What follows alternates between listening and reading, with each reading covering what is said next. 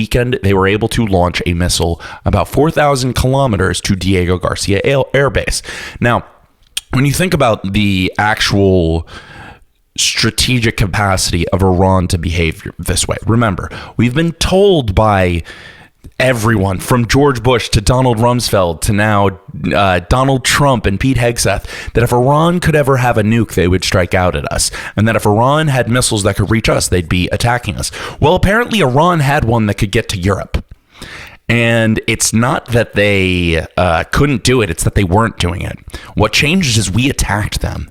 And being dishonest about this still is unbelievable. I mean, no one is defending the Iranian regime, least of all me. These are some of the worst human rights atrocities that you can name, but that is not why we went over there. If we were over there for that, we might as well go to Saudi Arabia.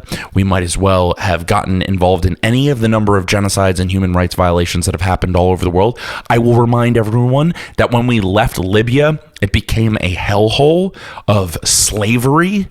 And this is not the motivation for why we go and do this stuff. And in fact, Donald Trump articulated this pretty cleanly in his 2016 debate appearance and 2015, when he basically said the only reason you'd really do this is oil. Okay, so you buying this stuff hook, line, and sinker, that this was the Iranians we were protecting here, while we actively threaten to attack their power grid, is insane.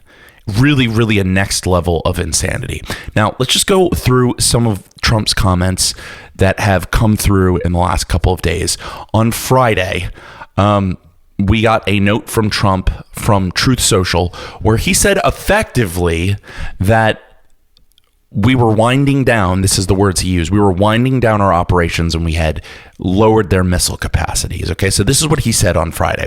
Only for a missile to be launched the next day that hit Diego Garcia, only for Israel to be hit the next day. So that's just his Truth Social post on Friday. We are winding down operation. And then on Saturday, he announced the death of Iran.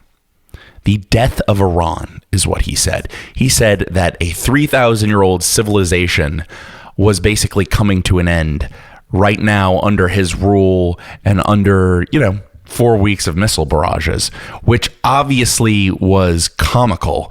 And a lot of the times that we hear this stuff from state propaganda in the United States, one of the things you have to keep in mind is that our state propaganda is all geared towards we're winning at all costs. And if you decide that you want to go on your own independent observations, you're not just wrong about the war, you're not a patriot.